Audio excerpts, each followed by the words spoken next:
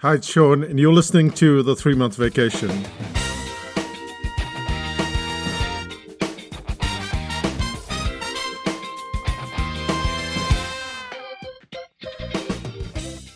What's so interesting about sitting on a chair and getting up? That's the question that the audience had to consider when I made a presentation for the brain audit. I said, I'm going to sit on the chair and get up. Then I'm going to sit on the chair again and get up. Finally, I will sit on the chair and get up again. Yes, I know there's a focus on repetition. It's a mundane action, and that kind of repeated sitting, standing, it creates a level of curiosity. But let's set aside that curiosity for a second, because we're here to create an analogy, to understand how you create an analogy.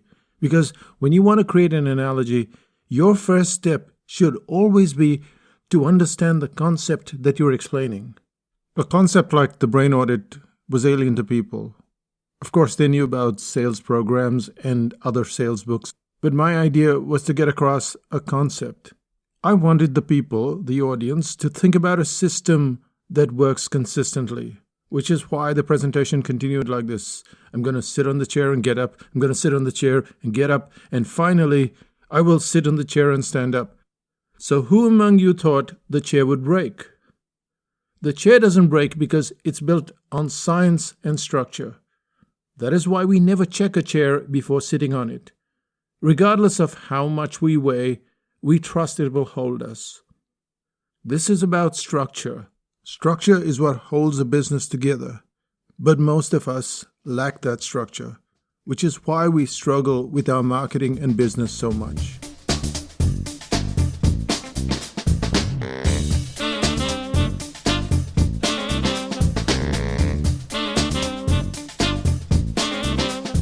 The moment I ran that analogy, I knew that the audience was paying attention. They'd stop fiddling with their phones, they'd sit straight up in their chair, and they would want to know what was coming next. It was the analogy that got their attention, that repetition that made all the difference, but it's easy to think that you always have to come up with a clever concept. Instead, you need to work backwards.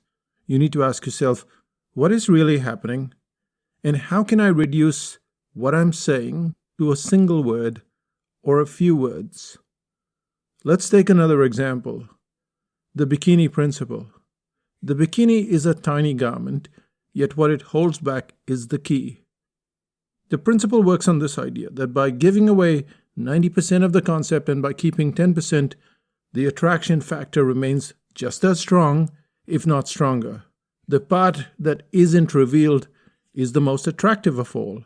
The way we present something, like sitting on a chair, standing up, that's kind of interesting. The bikini principle also gets our attention, but what's behind it? With the chair, it was about solid structure. With the bikini, it was how much you could give away and still create enormous attraction.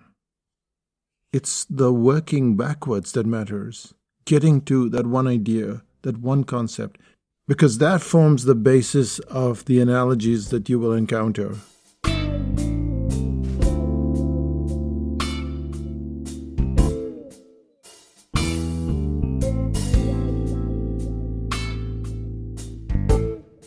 Let's take a third example and describe a painter at work. The painter applies the first coat of paint, then a second coat, and finally it's ready to go. By itself, the analogy is not very exciting, but our goal is not to find the analogy. Instead, we need to work backwards. Let's assume that the idea you wanted to convey was one of drafts, that when you create a first draft, it's shoddy despite doing your best. Then you work on a second draft and things look better. And blah, blah, blah, blah, blah, third draft, and now you've got a polished finish. The painter analogy isn't terribly exciting, but if you work backwards, it becomes incredibly memorable. And just like that, we're done with lesson 1. To go backwards. What do you want to say? That's the first and most important part of a memorable analogy.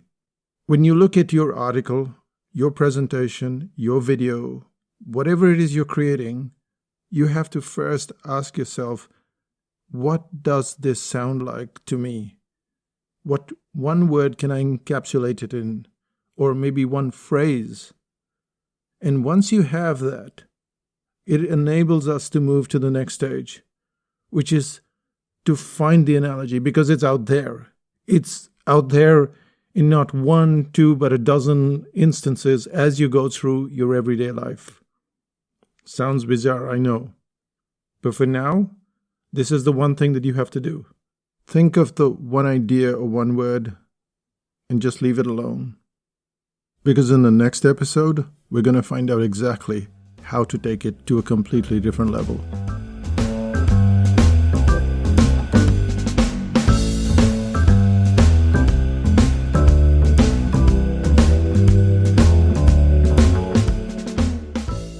And with that, let's find out what's happening in Psychotactics land. As you notice, this podcast was very short. And that's because it's designed for implementation. I don't want you to have a whole bunch of ideas as you're walking or driving. I want you to just have this singular concept that what you have to do is just come up with that one word or one idea, because we're going to take it to the next level and we're going to have 3 or 4 podcasts. And then you can listen to them all together and we'll also have a summary. But for now, just keep this and probably turn off the audio. That's kind of what I do sometimes. When I get an idea that I think is going to work for me, something that I can implement, I just turn off the audio. And I let it sit there, because that's when the brain takes over. And if you're even slightly interested in how we learn or why we get stuck when we're learning, you should go to psychotactics.com/talent, because that's the book Suddenly Talented. It's not a very long book. There's an audio version of it as well. And it's 2 hours and 2 minutes. I know, because I checked.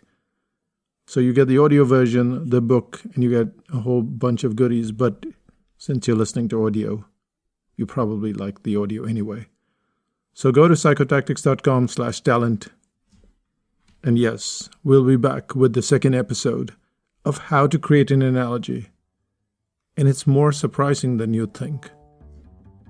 Bye for now.